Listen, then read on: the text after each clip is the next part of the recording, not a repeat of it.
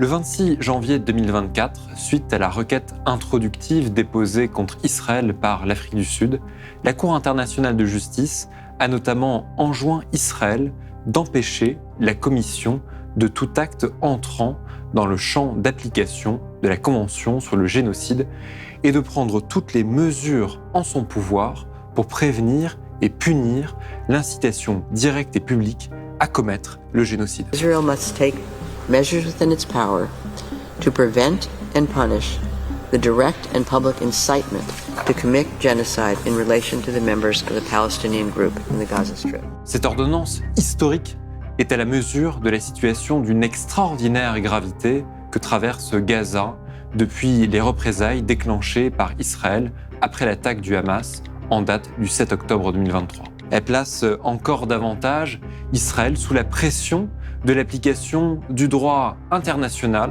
dans le prolongement de différents appels au cessez-le-feu, notamment de la part de l'Assemblée générale des Nations unies ou du Haut Commissariat des Nations unies aux droits de l'homme. I call for an immediate humanitarian ceasefire. Ce nouvel épisode de En droit de résistance vise à expliquer les mécanismes du droit international applicables et à comprendre les raisons techniques pour lesquelles il est possible de qualifier les agissements d'Israël de génocide sans pour autant risquer l'abus de langage. Il ambitionne également d'expliquer les raisons pour lesquelles, en dépit de normes protectrices, nous éprouvons toujours autant de difficultés à pouvoir garantir la pleine effectivité du droit pénal international.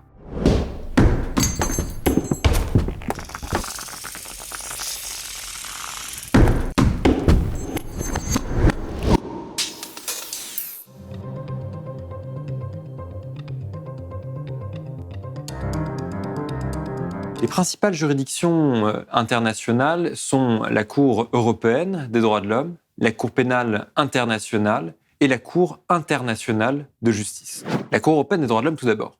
La Cour européenne des droits de l'homme offre un exemple des mécanismes des juridictions internationales. Cependant, précisons-le dès à présent, cette juridiction n'a pas a priori compétence pour connaître de la question de Gaza. Instituée en 1959, dans le cadre du Conseil de l'Europe, la Cour européenne des droits de l'homme, autrement dénommée CEDH, est une juridiction internationale qui siège de façon permanente à Strasbourg. Elle veille au respect de la Convention européenne de sauvegarde des droits de l'homme et des libertés fondamentales. La Cour peut connaître de requêtes individuelles ou déposées par les États. Il faut cependant ici bien comprendre que les requêtes doivent nécessairement être introduite contre un ou plusieurs États ayant ratifié la Convention. Ces États membres sont au nombre de 46, à ne pas confondre avec les 27 pays membres de l'Union européenne. Deux juridictions internationales appellent davantage notre attention compte tenu du sujet qui nous occupe. Deuxième principale juridiction internationale, la Cour pénale internationale. La Cour pénale internationale est une juridiction internationale installée de façon permanente qui siège à La Haye. Elle est compétente pour connaître des crimes les plus graves qui touchent l'ensemble de la communauté internationale, à savoir le génocide, les crimes de guerre, les crimes contre l'humanité et les crimes d'agression. Elle est née du statut de Rome du 17 juillet 1998, entrée en vigueur le 1er juillet 2002, et elle compte 123 membres. La CPI a vocation à compléter, mais elle ne remplace pas les systèmes pénaux nationaux. Il s'agit par conséquent d'un principe dit de complémentarité. La Cour est compétente s'agissant des crimes commis par des ressortissants des États parties, sur le territoire des États parties ou des États non parties qui ont cependant reconnu sa compétence par la voie d'une déclaration. Elle est également compétente s'agissant des crimes déférés par le Conseil de sécurité des Nations unies. Tout État partie peut déférer au procureur de la Cour pénale internationale une situation dans laquelle un ou plusieurs des crimes relevant de la compétence de la Cour pénale internationale paraissent avoir été commis. Relevons que la Cour pénale internationale ne dispose pas de forces de police ou de répression propres et que, par conséquent, elle compte sur la collaboration des États membres. Une difficulté survient en lien avec notre sujet. Israël n'est pas membre de la CPI et en conteste même la légitimité. En revanche, le 1er janvier 2015, le gouvernement palestinien a reconnu la compétence de la Cour pénale internationale pour les crimes présumés commis sur le territoire palestinien occupé, y compris Jérusalem, et ce, depuis juin 2014. Elle l'a fait par le biais d'une déclaration. Le 2 janvier 2015, la Palestine a adhéré au statut de Rome. Le 3 mars 2021, le procureur de la Cour pénale internationale avait annoncé l'ouverture d'une enquête sur la situation dans l'État de Palestine. Il faut rappeler ici qu'il y avait eu un débat devant la Cour pénale internationale pour savoir si la Palestine était un État et, le cas échéant, quelles étaient ses frontières. Le 5 février 2021, la chambre préliminaire de la Cour pénale internationale a répondu en ne se focalisant que sur la question des frontières, en décidant que la compétence territoriale de la Cour dans la situation en Palestine s'étendait au territoire occupé par Israël depuis 1967, à savoir Gaza et la Cisjordanie, y compris Jérusalem-Est. C'est véritablement essentiel car il s'agit de la première fois qu'une cour internationale confirme une telle position. Il faut encore observer que les décisions qui sont rendues par la Cour pénale internationale sont contraignantes et que par conséquent, elles doivent s'imposer aux États.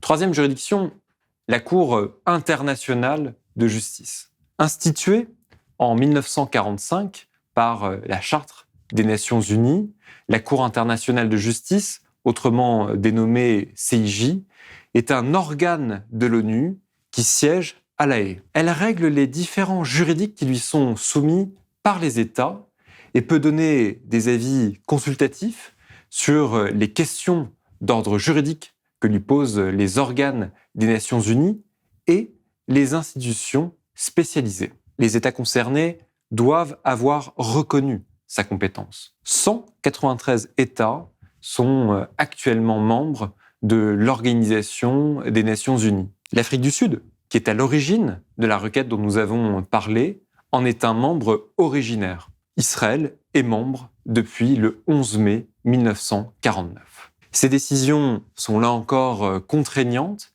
et rares sont les décisions de la CIJ n'ayant pas été appliquées par les États.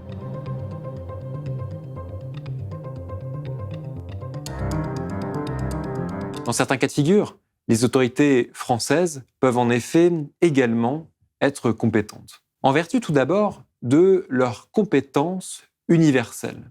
Il résulte notamment de l'article 689-11 du Code de procédure pénale les règles suivantes. Si elles résident habituellement sur le territoire de la République, toute personne peut être poursuivie et jugée par les juridictions françaises lorsqu'elle est soupçonnée d'avoir commis à l'étranger une des infractions suivantes. Le crime de génocide, défini dans le Code pénal, les autres crimes contre l'humanité, définis dans le Code pénal, si les faits sont punis par la législation de l'État où ils ont été commis, ou si cet État ou l'État dont la personne soupçonnée a la nationalité est partie à la Convention de Rome. Les crimes et délits de guerre définis dans le Code pénal, si les faits sont punis par la législation de l'État où ils ont été commis, ou si cet État ou l'État dont la personne soupçonnée a la nationalité est partie à la Convention de Rome. Ensuite, peut également être poursuivie en France toute personne coupable de torture en application de la Convention de New York de 1984 contre la torture. La condition tient au fait que l'acte de poursuite doit avoir lieu lorsque la personne se trouve sur le territoire national. C'est aussi le cas pour l'infraction de disparition forcée. Enfin, et de façon plus commune, les juridictions françaises peuvent, en dehors du cas de la compétence universelle, être compétentes pour des crimes commis par des Français à l'étranger ou des crimes commis sur des victimes ayant la nationalité française.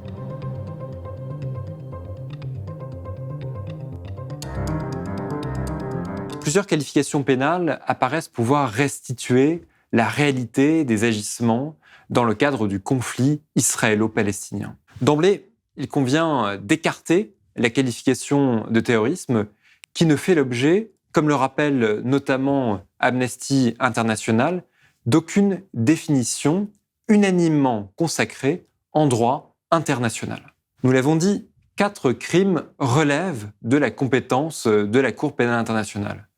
Le crime de génocide, les crimes contre l'humanité, les crimes de guerre et les crimes d'agression.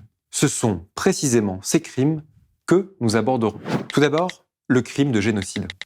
C'est l'avocat polonais Raphael Lemkin qui a utilisé en 1944 pour la première fois le terme génocide, notamment pour qualifier l'extermination systématique du peuple juif en application des politiques nazies et des actes antérieurs contre des groupes ciblés. Selon l'article 6 du Statut de Rome, lorsqu'ils sont commis dans l'intention de détruire en tout ou en partie un groupe national, ethnique, racial ou religieux, entraîner sa destruction physique totale ou partielle, un certain nombre d'actes sont considérés comme des génocides. Il en va ainsi du meurtre de membres du groupe, de l'atteinte grave à l'intégrité physique ou mentale de membres du groupe, de la soumission intentionnelle du groupe à des conditions pouvant entraîner sa destruction physique totale ou partielle.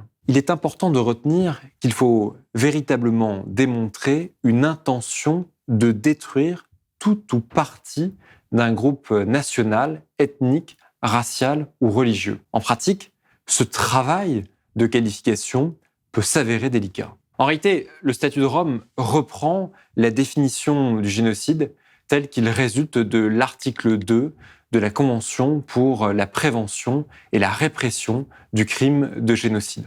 Cette convention date de 1948. Les crimes contre l'humanité. L'article 7 du statut de Rome définit un certain nombre d'actes qui seront constitutifs d'un crime contre l'humanité lorsqu'ils sont commis dans le cadre d'une attaque généralisée ou systématique lancée contre toute population civile en connaissance de cette attaque. Il en va ainsi du meurtre, de l'extermination, de la réduction en esclavage, de la déportation ou encore du transfert forcé de population. Maintenant, les crimes de guerre. Les crimes de guerre sont définis par l'article 8 du statut de Rome. Parmi les crimes de guerre figurent les infractions graves aux conventions de Genève du 12 août 1949 dans le cadre d'un conflit armé, comme l'homicide intentionnel, la déportation ou le transfert illégal ou la détention illégale, encore la prise d'otage. D'autres violations graves des lois et coutumes applicables aux conflits armés internationaux figurent parmi les exemples qui peuvent caractériser de tels crimes. Il en va par exemple du fait de diriger intentionnellement des attaques contre la population civile en tant que telle ou contre des civils qui ne participent pas directement aux hostilités.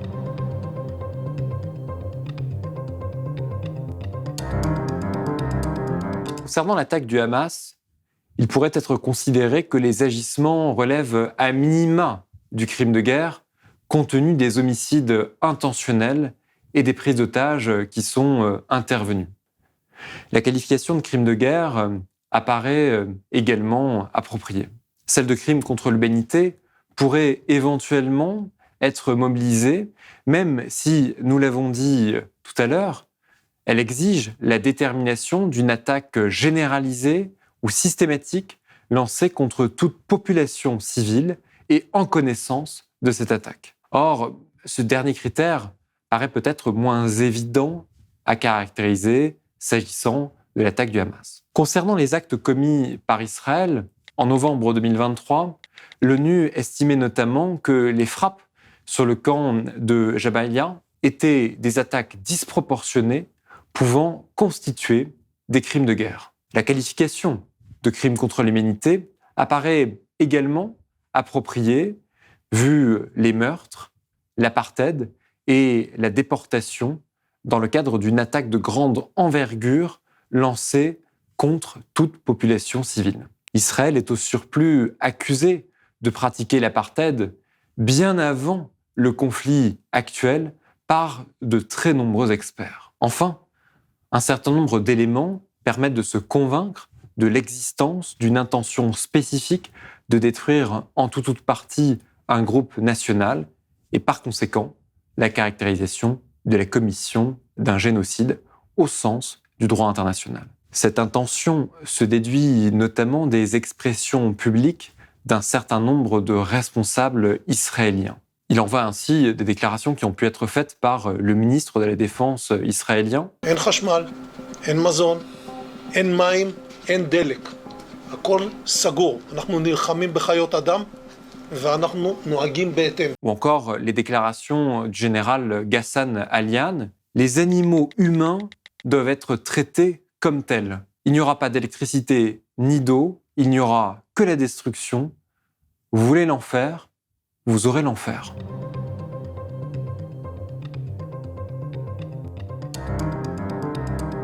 Le fait de garantir l'application du droit international présente tout d'abord comme intérêt de pouvoir prévenir ou stopper la commission des crimes les plus graves en plaçant les États, les personnes ou les groupes sous la menace de sanctions. De ce point de vue, le mandat d'arrêt qui a été émis contre Vladimir Poutine en mars 2023 par la Cour pénale internationale a une valeur symbolique, mais également des effets pratiques, puisqu'il entraîne en pratique une limitation de ses possibilités de déplacement compte tenu du risque d'arrestation par un État qui collaborerait avec la Cour pénale internationale. Le droit pénal international, qui poursuit une ambition de paix, doit plus généralement être respecté pour mettre un terme à des logiques d'impunité et permettre le respect de valeurs universelles.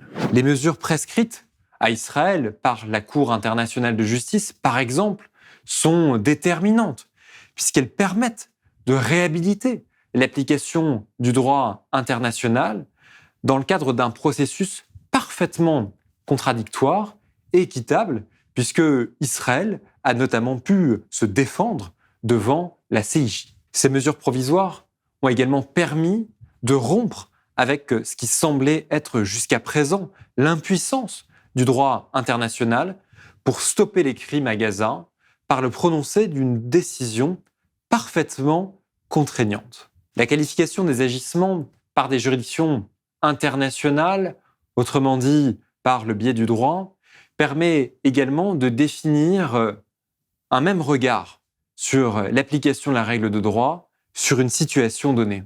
Elle objective les violations des droits humains qui ne peuvent par conséquent plus être niées par les gouvernements et par les États. La justice internationale permet également de documenter les violations des droits humains et de procéder à des enquêtes, à des auditions, à la collecte de renseignements, tout en ouvrant la possibilité un jour que de hauts responsables aient à répondre de leurs actes devant la justice. Bien évidemment, on pourra toujours reprocher à la justice internationale d'être trop lente ou trop incertaine, mais ce serait méconnaître profondément ses vertus. Une véritable réflexion doit en revanche être portée sur l'égalité de traitement.